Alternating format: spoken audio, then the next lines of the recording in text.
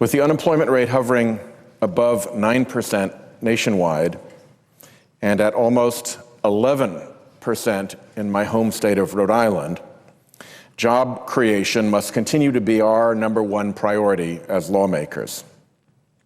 It disappoints me that Republicans chose politics over job creation yesterday when they filibustered legislation that would have reauthorized the Economic Development Administration, an agency dedicated to restoring economically distressed regions to prosperity. In the past, this bill has been reauthorized and supported broadly, indeed by unanimous consent. It is the fourth jobs bill that the minority has chosen to obstruct. And I hope that my colleagues on the other side of the aisle will reconsider their tactics. If not, we may have to reconsider ours and force some votes on job creation measures without this litany of irrelevant amendments that have bogged down and obstructed the previous jobs bill we've tried to get action on. Out-of-work Americans are hurting right now, and they want us to act to help create jobs. I rise today to introduce a measure that would do just that. I've heard from dozens of Rhode Island business owners that business is picking up a bit, but they are still concerned that the recovery may be temporary, and that discourages them from hiring additional workers. I spoke with one such small business owner on Monday. I visited Donna Vincent during a tour of her Cranston, Rhode Island company, Tedco. Tedco makes and stamps metal components for the automotive, aerospace, and communications industries. It employed 13 people before the recession struck in 2008. Now it's down to 8 employees. Donna and Tedco's general manager, Barbara Gallonio, would like to start hiring more workers, but they worry that business could slow down again. They told me they've been waiting to hire, wanting to hire, and for months saying to themselves, well, what if this and what if that? And they've just been on the border of hiring. The legislation that I've introduced today, the Job Creation Tax Credit Act of 2011, would give Donna and thousands of other business owners nationwide greater security as they look forward to building their workforces.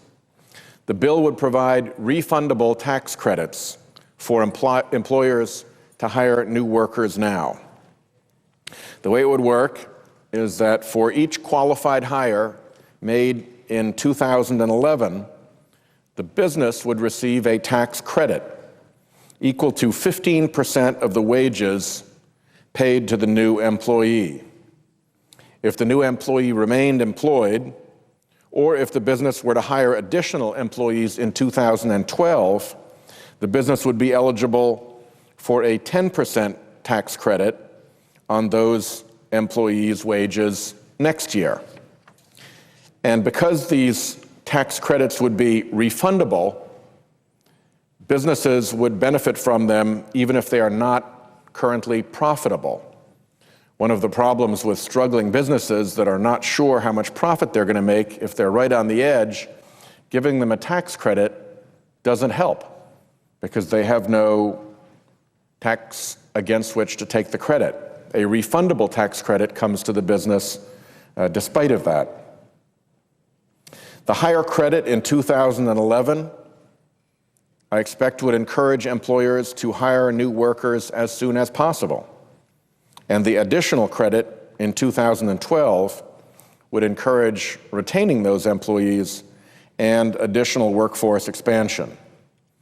To help those Americans who are struggling to find work, qualified hires would be defined as new employees who've been unemployed for at least 60 days prior to getting hired. This Job Creation Tax Credit Act would continue the job creation sparked by the HIRE Act of 2010, which included somewhat different tax incentives for new hiring. Economist Mark Zandi has estimated that the HIRE Act created 250,000 new jobs, 250,000 families with a paycheck coming in. And the larger financial incentives in this new bill would continue to dent the unemployment numbers in Rhode Island and nationwide. The previous HIRE Act, sponsored by Senators Schumer and Hatch, received wide bipartisan support. And I hope that my colleagues on both sides of the aisle will support the Job Creation Tax Credit Act as well. Because right now, we cannot forget that too many unemployed Americans are hurting. Too many are out of work. Too many are out of work through no fault of their own. Indeed, too many of them are still out of work because of the cascade of misery that washed across this country from the Wall Street meltdown. And there may be a lot of blame to go around on that, but none of it attaches to the workers who got caught in that cascade of misery. And of course, too many families are struggling just to make ends meet week to week. We must continue fighting for them by using every tool at our disposal, including these new tax incentives, to get our economy moving and to help businesses start hiring. Again, this is a bill whose strategy has been a proven success in the past, that has been approved by this body in the past, that has had bipartisan support in the past, and that addresses the most important issue facing our country right now, and that is putting people back to work, rekindling our economy, and getting folks into jobs. I thank the chair, and I yield the floor.